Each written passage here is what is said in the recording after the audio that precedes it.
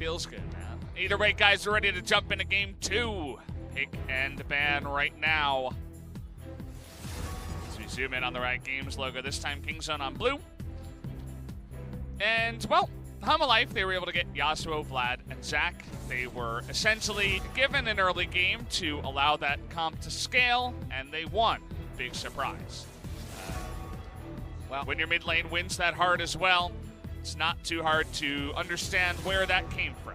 Really liking the Zoe bans that we're seeing today, and that's not to do with some catharsis needed over Zoe beating me in solo queue, but more about where the power level of Zoe is with everything else nerfed. Literally, basically every other mid lane has been touched in the last couple of patches, and Zoe had some PvE nerfs where they were reverted, so she's at her same stage. That stage is strong. Speaking of strong, good old mate Vladimir is going to be on the bench for this game, so Kingzone actually taking away multiple pieces of the Hanwha Life Game 1 comp. Like the idea, you remove Ashe, Tahm Kench as a duo, you remove the Vladimir who just gets harassed and then farms up anyway. Lulu that gets banned here as number 3 ban for Hanwha Life. Very interesting, and Kingzone say, hello, now we're going to play the Yasuo. Alrighty then, first pick Yasuo meta. Maybe the League of Legends I like it. On patch 9.3 is alright. Yasuo in solo queue when its first pick, you're tilted that someone didn't ban Yasuo. In the pro play though, it's up and down, and oh is it fun when it starts popping off. Do Hanwha Life Esports have to contest the Zac, or are they willing to go back to Bono's tried and true? They're going to go for the Olaf, and if they see any shield champions or abusers of Frostfang, I think they'll be very happy with their choice. It's, in a way, a soft counter to that one, and it's a big one played by Bono all the time. He is 4-1 on the Olaf so far this season. What is going to be followed up here by Hanwha Life? What will it be? It will be the Thresh that comes in here. Very high priority nowadays. I really want to see Sejuani on the side of Kingzone. They're going to go for Gragas, which is fine for a similar reason, but Sejuani was always the jungle tank that found it easiest to disengage Olaf invades, and of course has multiple ways to open up the last breath herself. Gragas could just do the same thing, and remember, it could just be support Gragas. Kingzone, what are we thinking when it comes to this pick? This could be a Huni special in the top lane, could be a mid lane choice. Are we going to see Deft on the Jinx at some point? Possibly, Valdez, but for now, the Cassiopeia is locked in, and we might have a mid lane matchup that can go either way. Yeah, LeBlanc gets locked in here as it was banned in game number 1. That was banned away by Hanwha Life, actually, up against Pawn. They say, okay, Nahil not going to pick it up. We should ban Lulu instead, and we'll play it ourselves, as Temp no stranger to the pick. Here's a question to you. We've seen already bot lane Yasuo today.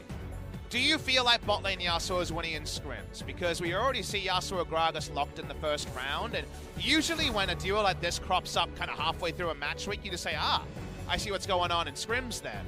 Because Yasuo was ignored for 2 days of the week, and then is now first pick, so...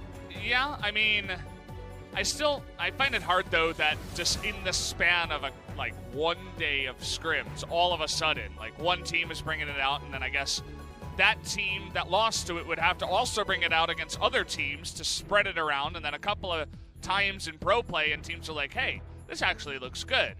I find it usually happens when a team that's been losing scrims suddenly wins a block, and you're like, wait, what do they know that we don't know? And that just kind of pays it forward, like you're alluding to. Speaking of paying it forward, 2 Frostmancy champions banned by Kingzone against Hanwha Life, which a shoe on the other foot moment. Sangyun says, where's my best mate, Tahm Kench? Well, that's gone, but he can still go for Ashe, and he hasn't lost on this pick yet. Or he could pick Teemo. He could, but he's not going to. Oh.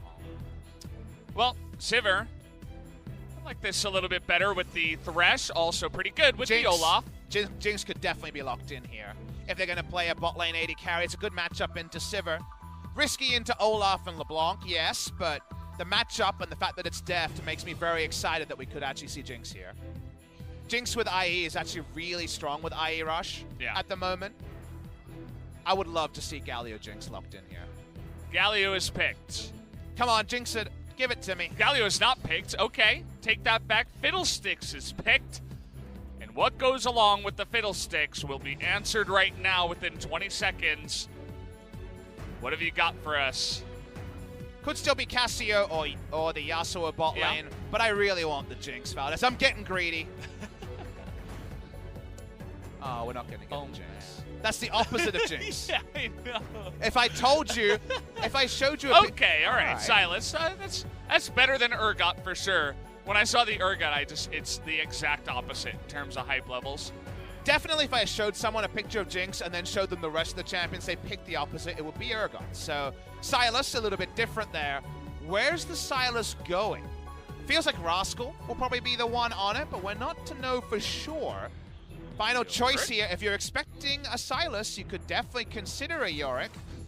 Fiora would be the guaranteed lane against Yorick. It feels like that's a really strong lane against Silas also. Feels like the Fiora is able to beat both. And now let's put it all together as we feel like this is potentially the lane assignment. The only question is, Cassio bot surely over the Yorick, over the Yasuo. Yeah. Especially because Fiddlesticks not a support that's going to be knocking anybody up anytime soon. But how about another change here? Something maybe that we weren't expecting. Silas into the mid lane and then Yasuo top up against the Urgot. And it will be locked in here at 20 seconds, so that's actually what's going to happen. Oh, actually, I take that back as Silas goes back up to the top side and Nahan will be playing the Yasuo. That's a better matchup for the Silas one I tweeted about. I really like Silas in this match. Doesn't mean he wins auto by any means, but finds it easier to get priority on a champion who gets priority without even having to get a relevant rune in the Unsealed Spellbook. The fact that you have no keystone that you desperately need to do damage is one of the reasons why Urgot is so strong. We've seen a bit of Comet Urgot this week. It could come out in this game anyway. But Silas, only one victory, and that was 0-3-0 Nogari turning it around for Dumb One Gaming. I think a lot of people are waiting to believe it when it comes to the Silas hype. Let's have a look at the ults that Silas will have to steal. We get to go to the other side. Some of them useful, some of them not. Actually quite a lot of utility here, but Urgot and Thresh can be very useful. Urgot's always a fun one. You never expect the Silas to throw out a giant chain to your death, but it definitely can happen here as it looks like we're ready, guys, to jump onto the Rift for game number 2, a King Zone up against Hanwha.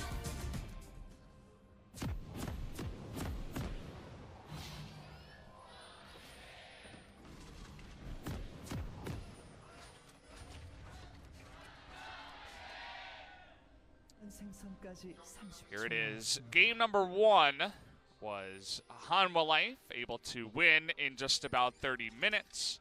They pick up an Infernal into Baron into a near wipe and then just run it down mid and take the win pretty easily. But Kingzone this time around want to turn it on its head and pick up a win and force a game 3. It's what we were expecting, at least a game 3. A series here between these two teams who seem very evenly matched. Not sure I'm a huge fan of the draft they've locked in, though, to win game number 2 to force that game number 3. Nice path here from Olaf and Urgot. Rascal is going to have to flash. See what he can do. No, just going to dash over the wall. Doesn't want to skill E level 1, though, so not ideal. In this particular case, late invade. Hanwha Life love these. We're going to take the top side here, but Nayan and Kuz are lying in wait. This is 2v3. Okay. 3-on-2 here in the favor of Kingzone. Body slam onto Tal, but he's got a shield. Now they turn onto Bono, who has to flash away. And uh-oh, Tal, did you go a little bit too far after burning your ults, or rather your flash? There it is. First blood given over to Nahan in the mid lane. Hanwha Life have been pretty consistent with looking for late invades. We saw one earlier today as well, and really nicely read by Kingzone. They needed that sort of snowball. Doesn't matter about drafts to get enough kills to begin. So frustrating to walk into lane against a Fiddlesticks and the potential for the Dark Wind bounce. And Key says, well, I entered lane half health. Not ideal. Not ideal indeed. Cassiopeia Fiddlesticks, definitely a super annoying bottom lane.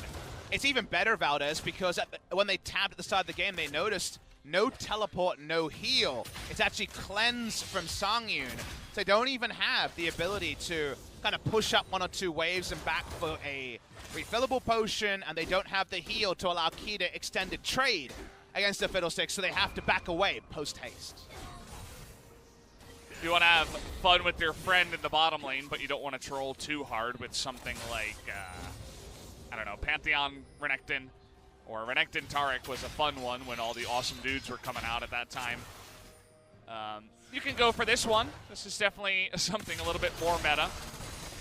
I want to talk about this matchup because, you know, I tweet out there, yep, liking the 1v1, and then every time you see it in LEC and when we see it around the world, Silas ends up losing, and people like Pop Smithy, what we're talking about. The reason why Silas has some good options into Urgot is you think of Urgot's trade patterns. In the early levels, he has a really long cooldown on his Qs, so he can't just be using that to harass you off every minion wave. So it's about trades as, well, this could just be a solo kill.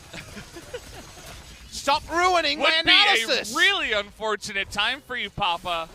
The theory behind it is that as Silas, your passive in the early game does quite a lot of base damage, and you can proc it in the minion wave when you're looking for aggressive trades against Urgot, whereas Urgot can usually only harass or wave clear. He can't really do both easily when he doesn't have 5 points in Q, when he doesn't have a Black Cleaver. So in general, you trade in a minion wave and Urgot kind of hurts you, kind of hurts the minion wave. You hurt Urgot and push the minion wave and make him accountable. That's what Silas's trade patterns in the lane phase, especially if he can overextend. That's why he does suit the 1v1 pretty well, but an unreliable champion, especially on release. Certainly does feel that way. I'm personally not a huge fan of Silas so far. Just in solo queue and in pro play, it just hasn't really impressed me to that big level just yet. I'm sure we'll get the one game where someone comes out and we see something that's definitely happened in scrims where he steals a gigantic ultimate and totally turns the tide of the battle. But haven't really seen that on a big level just yet. So until then, I will hold my breath. It's another fun thing to talk about because you know how we were speculating to is X dominating scrims with, say, the potential this game of a Gragas Yasuo bot lane. For the same time, twice in one day, we also have had the one-day Yasuo meta that wasn't there before today. Hold the point for now, because there's more here for a counter gank than a true gank. Tal doesn't have his flash, so that's the reason why it's there. What you will see is champions like Silas, and we saw, for example, Soaz first picking it very early for Misfits. We've seen first pick by SKT, we've seen a first pick by multiple teams, and then lose. And you're like, what the hell is this team dumb? Like, this team's not winning anywhere. What that tells you is that this champion scrims is bot lane. Wow, Flash Spear. They want to get onto Songyun. That last Twin Fang plus the poison is going to be more than enough. Deft basically on 0 mana, but they make it work. They double flash for it, but it works there. And even with cleanse, nothing Songyun can do. No heal, no problem. Nice kill to King Zone. They're trying to win lane, win game, and this is a pretty good start.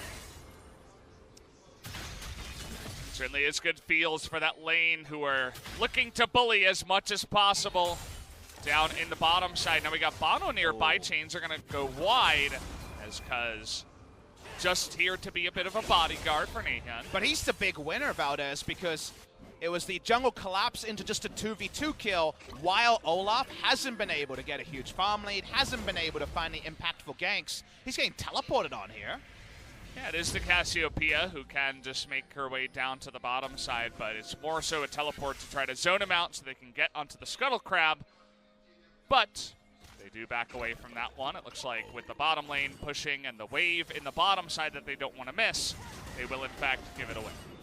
The reason why at the start of this game I was worried about the team comp from King Zone is you look down the lineup and you're like, oh yeah, team fight, Gragas Yasuo, but then Silas wants to be split pushing, Cassiopeia also wants to team fight, they engage.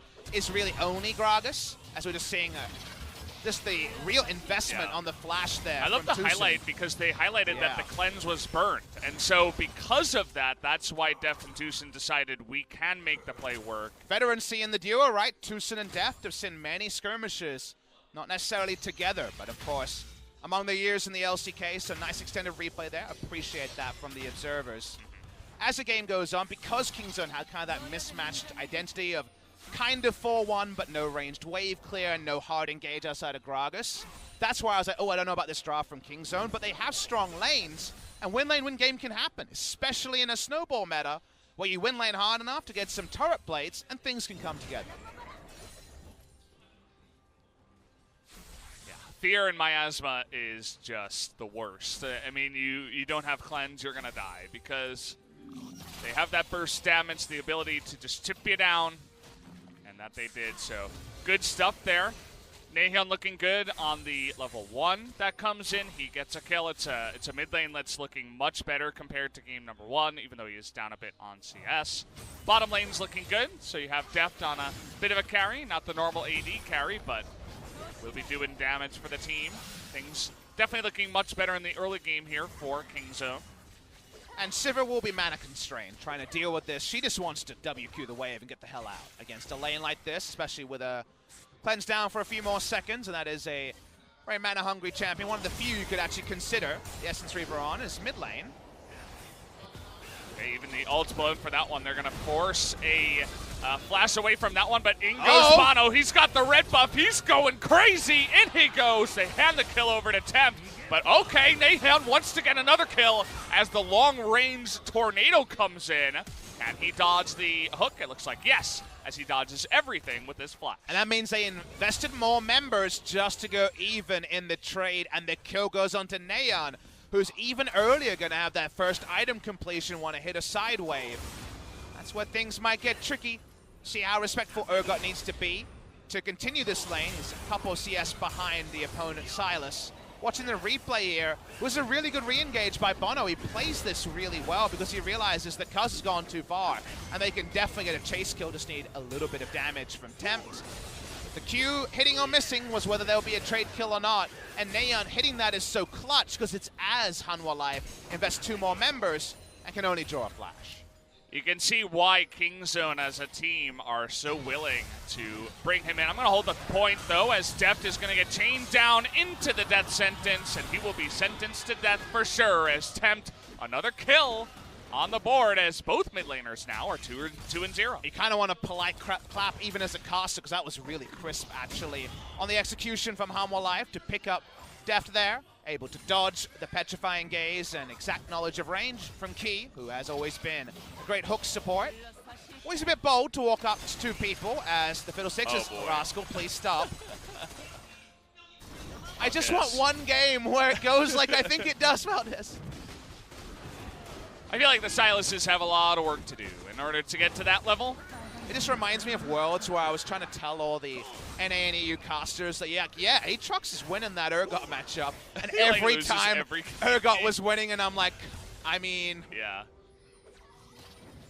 One more analysis, I say there. So this is really, really well played by Hanwha Life in every way. Dodging the petrifying gaze, great knowledge of range there. There was a real chance that the flash hook would have been interrupted by the Scuttle Crab, but... That would have been hilarious, actually, but...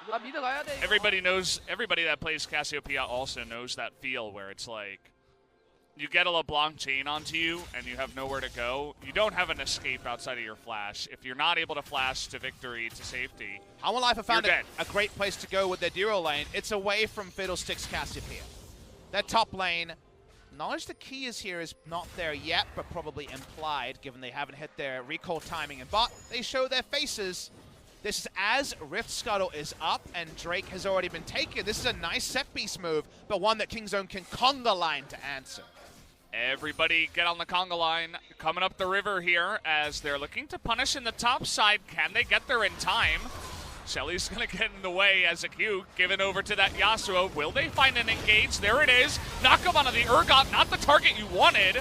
Trying to turn back on there, but Tucson very low on the fiddle, but no Urgot is going to be stunned as Deft going in. Trying to do that damage, the ticking damage. Oh, he stopwatches at 1 health. He still goes down, though. A double kill now to the Cassiopeia, who is beginning to pop off here as a 2-1 victory in kills goes to Kingzone. And he knock up his golden for Nahyun. He's already a big boy, and that might be too much for Hanwha Life to handle. It was actually really well played by Bono because he kept the Rift Herald leashed and following him. So A, it was guaranteed to fully reset in terms of health bar, and B, as it walked back to the pit, it was going to interrupt the movements of Kingzone. Still doesn't matter though, until now. TP from Tal. Yeah, trying to get behind them as, Tucson in a lot of trouble. Can they get the kill onto Nahyun? That's the big important one. Tucson doesn't go down, but they will be able to take Nahyun finally, as 450 gold will go into the pockets of Tempt, who gets even more fed at 4-0. Mid laners here, yes, Cassiopeia bot laner, but otherwise mid laners prospering in this game. 4-0-0, no assist to LeBlanc. That is a very scary proposition, but he knows it's time to shop, and he's actually given up the turret plate for now. That was weird. It looked like the Demolish was ready there for Thresh, but then for some reason disappeared. Not 100% sure. So the reason for it, as we'll talk about for now, is it's actually a recall timing where he turns Lost Chapter into full Ludens and Sorcerer's Shoes. So need it to back. Here's the replay. They get the vision, but any knockup from Gragas is fine. The Flay is huge from Key. 4-man Flay as he goes into stasis. Will eventually fall down, as at the end, the clutch nature of the stasis could not be overstated. It allows them to pick up a kill onto Rascal, which may not have been there had he not used that one. And this is the turnaround where they're able to pick up the kill onto Nahyun. Another little small point, watch as Tal holds onto his E until he buffers through the Fear. Fear does nothing to Tal because he's already in his E animation that he can't override with movement commands anyway. Nice little trick. You know that's out there. It's something to play around on both sides of the matchup. That Ludens you were talking about, fully completed for the side of Tempt, but Kingzone as a team looking to take some objectives. They get the Rift Herald early before that 14-minute mark. They get double plate up in the top side as well. Now they're looking for Nahyun. Do they have the damage here? Rascal gonna get in range as the flash comes in, and okay, here's Cuz trying to come in, but Key is there to the safety. Saves his teammate of Bono, and nobody goes down. He was desperately needed because Gragas was trying to wait out Ragnarok to open up the ult. As that was a Hex Smash over the wall. Very smooth moves for not much benefit. Turrets should be traded, but this is an inner, and now Hanwha Life are coming. And that's how they get grief for that one, but they're looking to turn it around, actually, as Key is getting super low. The poison ticks down, and they do take him out. That's applying Glaze as well onto Tal. And so they cannot follow up for the kill. So Kingzone, knowing they had the support from the team, stick around and turn it into actually another kill. And I think they want to keep up these skirmishes because we've already talked about our issues with the team comps as they play out mid to late. In skirmishes like these that are being started by Kingzone, their gold leads from a good early game can be wielded much easier. Watching the replay here, Dusen just ults so that he has another AoE zoning tool. Tempt not able to assassinate anyone, and crucially, the Fear Beyond Death sails wide. This is a 3-on-4 by Kingzone. Yep. They got the kill anyway. They get out also. The build here from Rascal is not going to be a high damage one. There is actually going to be the off-tank build, probably going to be Iceborne Gauntlet. The rush from Rascal. Do worry that he will lack relevance as the game goes on. Look at the total damage charts, and even though there's been some notable chains that missed, enough of hit that Tempt has the most damage done in the game. I mean, he nearly had a fully stacked Dark Seal so far in this game. It's at 8. Had 2 earlier, now just has the 1. As he's having a fun game, but you have 2 decently fed members on the side of Kingzone in the Yasuo and the Cassiopeia that will be scaling up into the late game that you will always have to worry about for Hanwha Life.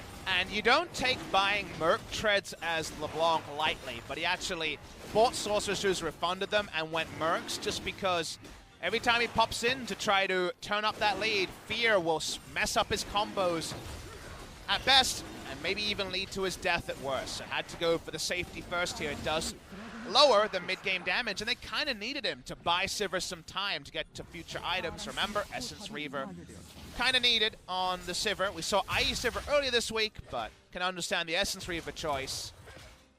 Do feel good about eventually a 3-item Sivir and this off-tank Sylas not even being able to emulate the sort of damage that Noguri was putting out from behind earlier this week. Well, he can steal some very big ults. You can see that he's got the Urgot one right now.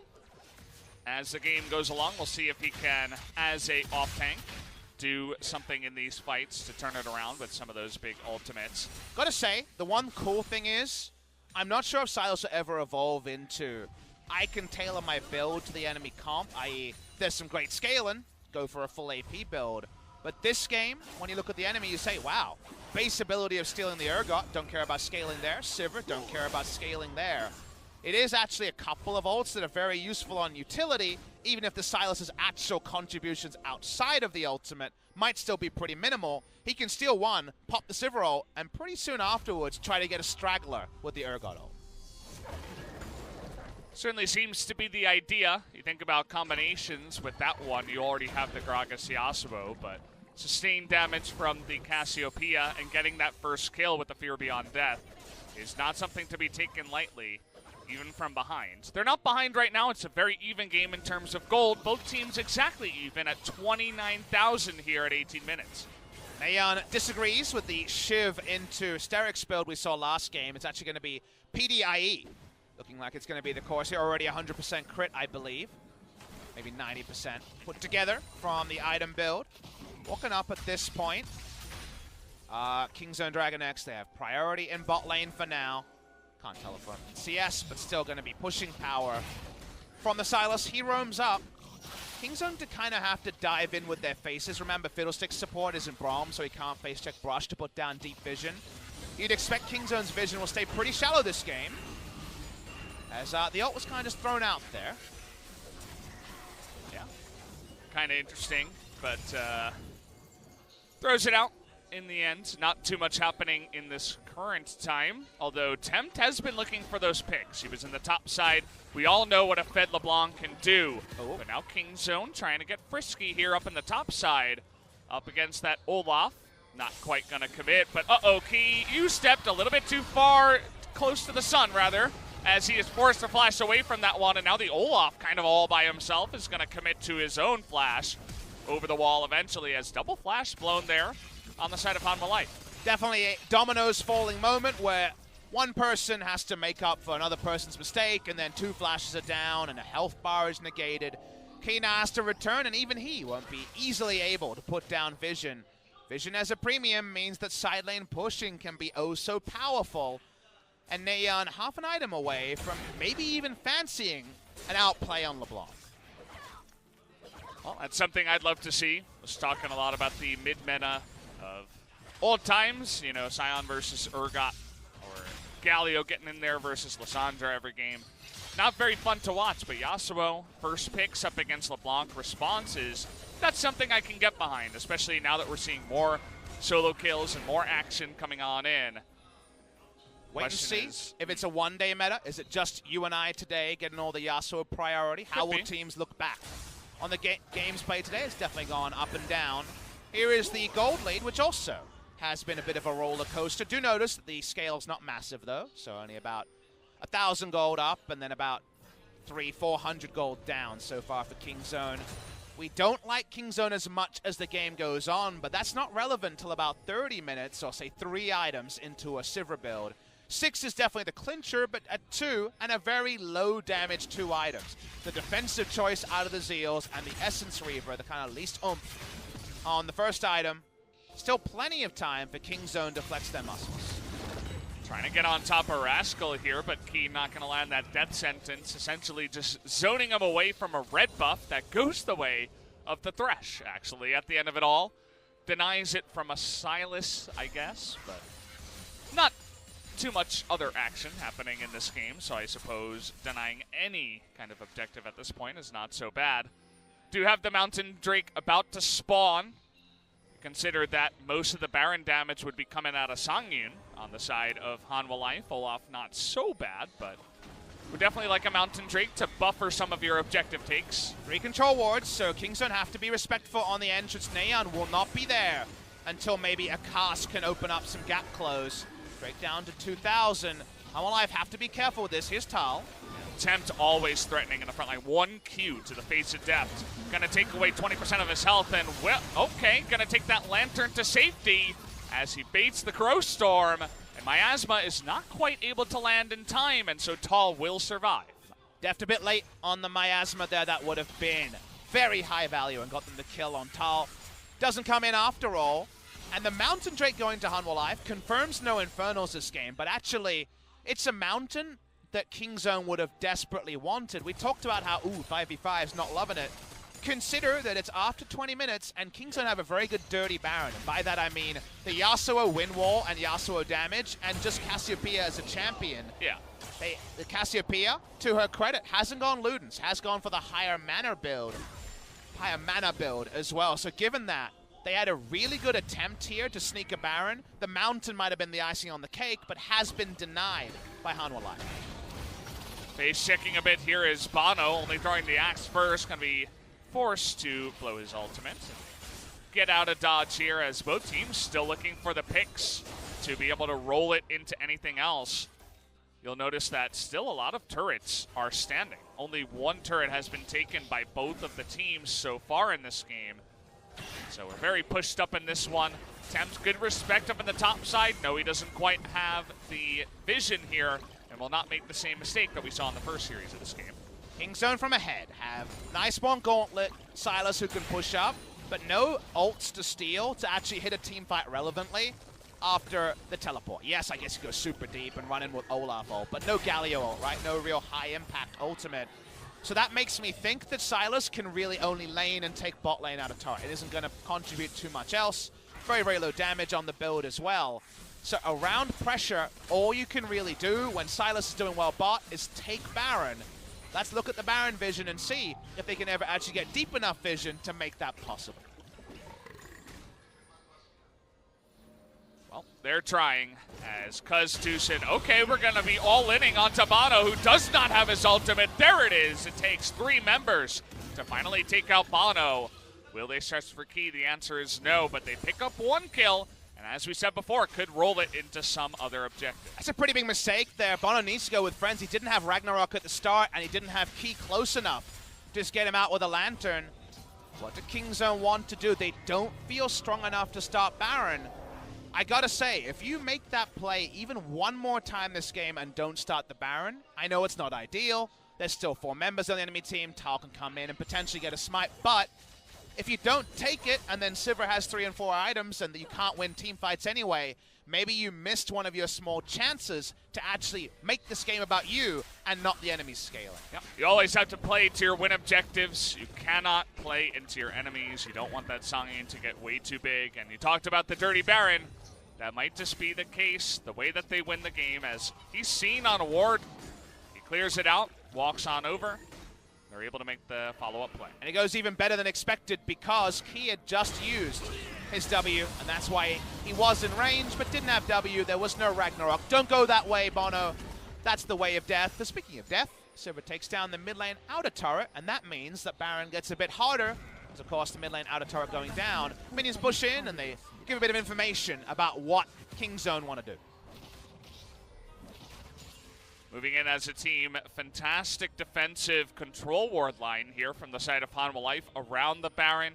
Just great vision in general as they were able to move into that area as a team, place it all down, try to deny those dirty Barons who we're talking about. None of them going to be starting anytime soon unless they do get another pick, which is why all eyes are on Bono to not get picked again. A lot of dirty Baron when I talk about it. It's obviously a fun thing to say, but it's really about 20-minute Barons and 21-minute Barons with win wall and high damage. You kind of need a mountain drake. You kind of need it to happen while the lanes are a bit more defined. And now, you know, 3 members go missing, you're going to know that Baron is on. So hard to pull that off. Baron speed still pretty decent. Turret speed not as decent, and maybe just the Sivir ult to stop this happening. Just push them away and threaten and engage as... I mean, their siege super sucks on the side of Kingzone. It's just abysmal. Their highest range, I guess, is Cassiopeia. I assume that's pretty similar with the Fiddle. Yeah, about the same, I think. Just based on feel. As, ooh, not quite able to land that one. Could have considered following him all the way down, trying to get a kill onto an Urgot. Maybe making a play, but no can do. So we can't really engage because they can't take out turrets and actually find multiple members to throw a Gragas ult. They can't siege. And right now, the Baron control is good for Hanwha Life. So short of another repeat of the mistake, we look at games like this, and Sandbox Game 1 against Juno was similar, and say, how do you move forward the game state? The only easy way is a Drake, but it's a cloud into a cloud. You're okay with that. Those are the last 2 Drakes to spawn if you're Hanwha Life Esports. So you're very, very worried that 283 CS Sivir becomes 383 CS Sivir without the game state changing. Kingzone would have loved that kind of a Mountain Drake. Maybe an Infernal wouldn't have been so bad. But Double Cloud is exactly what they do not want in this game. I suppose it gives a better opportunity for the Gragas to close the distance and maybe get an engage going, but that's just about it. It's also their first Dragon of the game, so...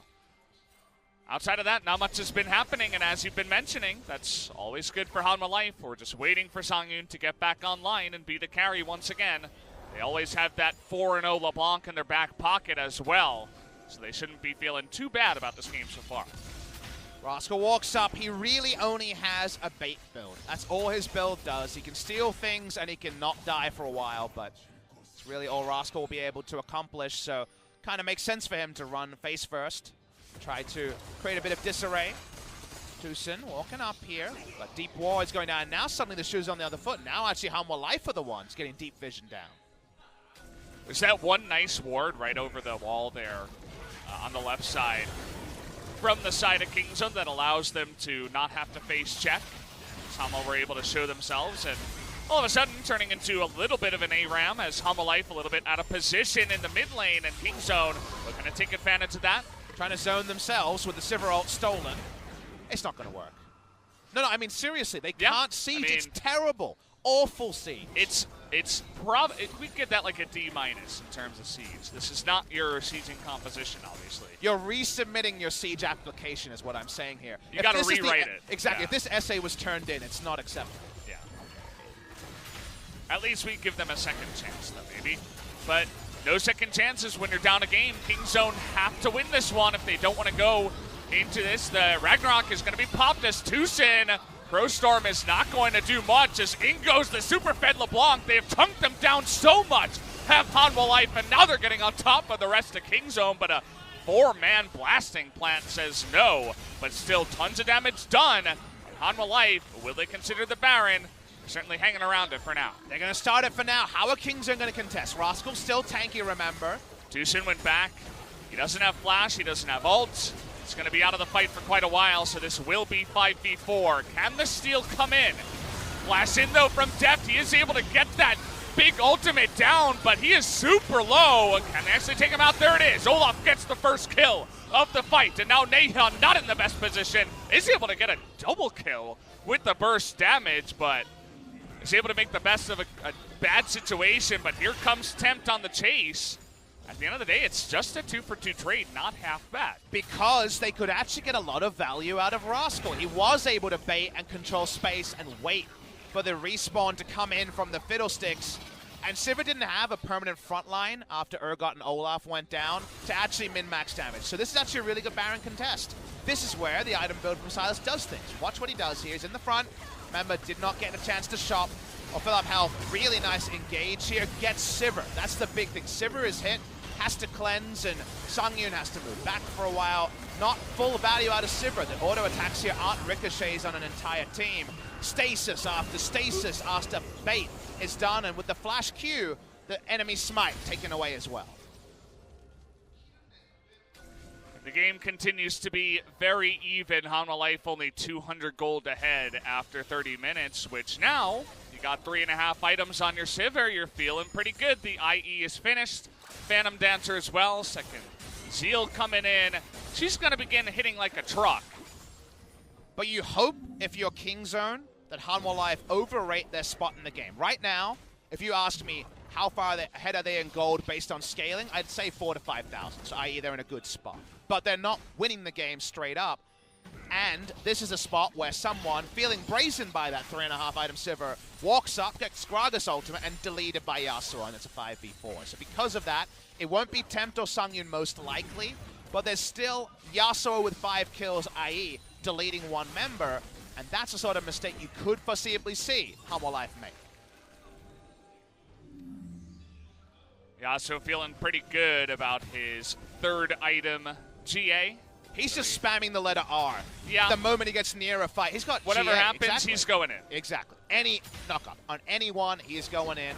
Speaking of going in, yeah, Tempt doing his thing. Has the burst damage as always, but he finds Rascal, who's relatively tanky. All right, cuz we're looking for the Cask of Destiny. Gets a knockup on a key. There's the cask, okay? Everything in on a key, and he just disappears, so they get the Thresh. They get the support, but they get anyone is pretty good for the side of Kingzone right now. And they get that pick, like you say. Tal can't really side lane against this big Yasuo.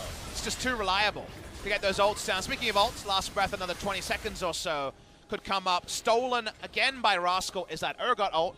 Of course, utility build plus a flat execute. Nice synergy there. They're running at the Baron. We know they do Baron damage. How do Hanwha Life approach this? They will be 4v5.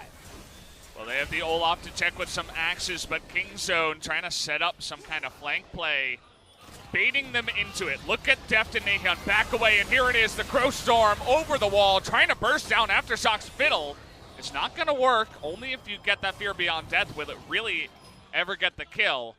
But at the end of the day, Hanwha Life able to stop a Baron, so props to them. I like the approach they took there. Not every team is great at contesting Barons from the red side, but I love that the only person that tended up towards the expected flanker was Olaf with ultimate. That was really well approached. I think a lot of teams around the world could take inspiration from that. Now we have a gank rush of Sivir. Let's go. Okay. Face to the paint, we're going on in. They're going to find a Silas. Can they burn him down? No, the Zhonyas will come in. They get the knockup on a Tal. But no way is Nahyun going to go in alone on that last breath. This time around, the pick is a bit more effective as they take away the Silas. That means the TP is 45 seconds away. It's Sivir on Baron. How can they do anything to stop this? Remember, they're face checking. It's kind of Gragas in a dream. Well, they don't have the cast this time around. They're going to have to rely on a body slam with the flash. At least Hanwha Life going to respect this for now. Cuz does get that knockup, spamming the R onto Bono. Nahyun doing incredible damage onto the Olaf. Gets the one, but the Smite is dead. Can Nahyun do it alone? His ZA is going to be popped on the backside. Deft all alone going 1v3. Has Tempt coming in too. Is able to take out the Urgot, but the lasso goes down, and so does the Cassiopeia. Low members on the side of Hanwha Life, but they are able to stop the Baron and get it down and win the fight. Everyone was accounted for except Songyun, who had every auto hitting and registering at 3.5, 4 items. And that ends up being the difference. Going to watch the replay as these are some fast frontliners on the side of Hanwha Life. The disengaged cask is actually too late and ends up being a gap close cask. And frontline Silas goes down. From there, they stick on the Baron to Hanwha Life Esports, but you know, it's too late. The Sivir counter has started, and watch Songyun and tell me when he ever stops auto-attacking, because it just doesn't happen. He's always looking for targets, waiting for people to respawn, and it's just too easy for him. He's able to flash out, come back in, and the threat ends at this point. Yeah. And that's still with multiple members alive. Nahyun comes back, but he's going down. Too easy for Songyun, even though Deft and the rest of Kingzone, in this case, yeah, it is Kingzone actually. Yeah, Kingzone, yeah, the right. Correct. The rest of Kingzone just can't do enough, even though they were close. Yeah. Silas, dead for the entire fight, does 0 damage, as also the Gragas this time around, more of a body slam knockup bot in this sense, is able to do that in the end, as, well, they do give over the Baron. So it does feel pretty good for Hanwha Life now that they are able to get the Baron. It's a bit of a close fight, but they have that Sivir online, and boy, is she scary. And how do you get her? How do you stop her from getting away? Spell Shield, QSS, Cleanse coming back in about 1.5 minutes. The flash is down, so there's a hope. There's something you can hit and hope for, but remember, you can QSS out of the first CC or the last breath, and the damage doesn't arm until after the initial tick. So because of that, actually killing Songyun. The backline access, it's Gragas only. Cuz we talked about those picks of destiny. We're going to have to go full Tenacious D here if they're going to get something going. It's very true, and you have to wonder where Deft stands in this one on the Cassiopeia. In the beginning of this season, everybody was talking about how OP Cassiopeia is. She wins every lane, feels so good. And even though she got fed in this game, she's going to have no access to the Sivir in this one as well. So what is she really going to do? Chip away at the Urgot? Not much else in this game so far, as LeBlanc, even she does a lot of damage to the turrets. Sivir ultimate comes in, and the split pushing begins. Well, remember what we talked about with Kingzone's sucky siege? It's not great wave clear either. They're going to have to hard engage at some point. Here it comes. Okay, trying to get on top of Tal here, but there's the knockup. They get it onto the Thresh, trying to get in the back line. Watch Nahyun versus Songyun. Can he get the kill? He will, finally, in the end, but he is going to go down. But now it's up to Tempt. He's got to try to carry this one, but Tempt is so healthy. They get the kill onto that one, but here comes Rascal. Going to get the knockup on Abano, trying to turn this one around. Deft low on mana. but uses it very effectively, and actually Kingzone will be able to win the fight. Tempt was really out of position on that fight and basically did nothing the entire time. He couldn't peel, he couldn't dive, and the stasis really mucked up any attempt to put out damage, so he leaves at full health, full mana as a LeBlanc. Watch the replay. Tempt was trying to auto the inhibitor in the mid lane. He is the secondary threat next to the Sivir. The Sivir had the very hard job of peeling away a Yasuo this late in the game. Best of luck with that. Eventually goes down, but all Tempt can do is chains, get through a shield, and then kind of watch on in horror. As from there, Rascal's not doing any damage, Deft has no mana, and still Tempt, full health, full mana, can do nothing. Just not able to break into that backline after they just reposition after the stasis, as you were saying. Just immediately they get the Gragas in the front. Deft is totally safe in the backside. Is able to follow that one up. So Tempt still 6-0-2, but didn't really help out in that fight. They're going to need him to actually show up as the fights come along. Keep in mind that in that fight, Songyun did not have Flash.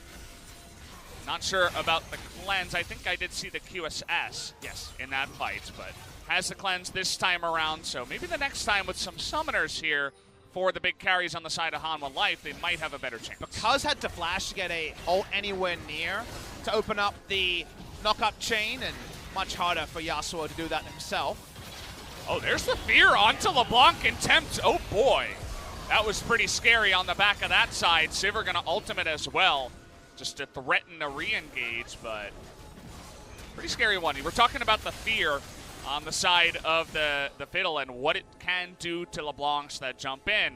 We begin to see a little bit of that in small skirmishes such as that one. And we're so used to the Zoe portal jump that you forget that they're pretty similar spell and distortion. You don't get that fixed to return. You gotta actually be in control of your character to do it. And because of that, nothing doing in that particular regard. Might be interesting to see no lifesteal on the Sivir, but remember that Legends Bloodline now gives 12% lifesteal in the late game. We're in the late game, so there's more than a Vampiric Scepter already being worn, and you can afford to get a very late 5th item Mercurial Scimitar to finish everything off. This game getting pretty crazy as we come along. We're hitting the 40-minute mark. Not sure who took the Gathering Storm in this game. Not super popular nowadays, but would be pretty nice. Either way, we have the Elder and the Baron spawning at essentially the same time. All trying to make a fight happen. They're looking to get on top of Deft. There's that first damage, but the follow-up, they want to get onto the back line, but Songyun is just autoing over and over again, doing that damage. Finally, the GA will go down onto Nahun, and he's going to go down as there is no follow-up from him. Tucson goes down as in goes the LeBlanc. Tempt able to make that play with his flash. And there it was. The Urgot flanking opens up 2 kills for the side of Hanwha Life. And Songyun could just stand and deliver. He didn't have to do anything. Could just auto-attack and be fine. Didn't need skill shots. That's why you invest in Sivir. Always pays off at 40 minutes. Mid lane inhibitor goes down. Are they going to look for more? The wave clear on Kingzone is minimal at best. They're even looking for assassinations here as Tempt is going to be chained down, and they are going to go all in onto this Cassiopeia. No can do. Down she will go. Rascal, though, is going to get the Fear Beyond Death himself. Gets a Fear on a Tal, but unfortunately it doesn't look like it's going to do much. Cuz with a nice cask here. But there it is, the Fear Beyond Death, the finish off from Hanwha Life as they will take the 2-0 victory over Kingzone tonight. We sat there and said it would be a close series, and 2-0 doesn't read that way.